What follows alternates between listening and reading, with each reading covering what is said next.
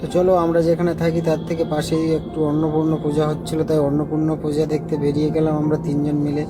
আমাদের পায়ে হেঁটে সময় লেগে গেছে প্রায় 15 মিনিট। গাড়ি নিয়ে আজকে আর বেরোয়নি, কারণ প্রচণ্ড জ্যাম, সেই কারণে গাড়ি নিয়ে তো আর যাওয়া যাবে না, ওই জন্য হেঁটেই চলে গেছি তিনজন মিলে। তো ওখানে পুজো দেখতে গেলাম, বেশ ভালো লাগলো। ওখানে আবার ভোগ দিচ্ছিল, খিচুড়ি ভোগ, সেখানে আমরা গেলাম না, ওখানে না খেয়ে আমরা চলে আসলাম, যেহেতু ওখানে অনেকটাই দেরি হয়ে গেছিলো, আমরা পৌঁছে গেছিলাম 9টার দিকে, সেই কারণে।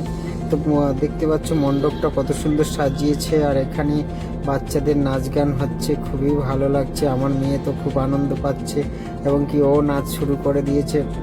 এটা হচ্ছে রাজারহাটে, এখানে হয়, এখানে অন্নপূর্ণা পুজোটা প্রতি বছরই হয়, খুবই সুন্দর, মানে ভীষণ জাঁকজমকভাবে করা হয় এই পুজোটা, খুবই ভালো লাগে দেখতে আসতে। আবার এই বিসর্জনের সময় আরও ভীষণ ধুমধাম করে করে ওনারা, তো খুবই ভালো লাগলো দেখতে। এখানে এবার মন্দিরে গিয়ে দেখি মন্দিরের প্রতিমাটা খুবই সুন্দর, মাকে সাজিয়ে।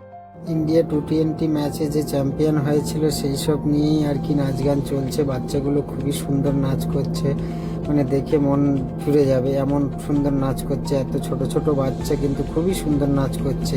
যেহেতু সাউন্ড তুলে ধরা যাবে না, তার জন্য সাউন্ড তুলে ধরলাম না তোমাদের সামনে।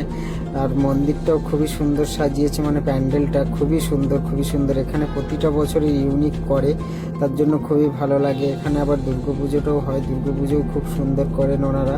তো চলো মন্দিরের ভিতরে যাই, মন্দিরের ভিতরে গিয়ে দেখি প্রতিমাটাকে কেমন করেছেন। তো মন্দিরের ভিতরে গেলাম, মন্দিরের ভিতরে গিয়ে দেখছি প্রতিমাটা খুবই সুন্দর করেছে, খুবই খুবই সুন্দর করেছে। তো আমাদের দেখে খুবই ভালো লাগলো, ভিতরের কাজও খুব সুন্দর করেছেন।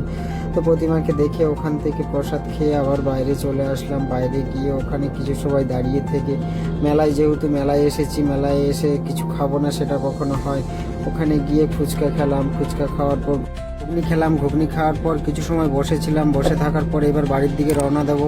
তো চলো আজকের জন্য এই ভিডিওতে, আবার কোনো একটা নতুন ভিডিও নিয়ে দেখা হবে। তো চলো এখনকার জন্য টাটা। আর হ্যাঁ, অবশ্যই জানিয়ে দিও ভিডিওটা কেমন লাগলো। তো চলো আজ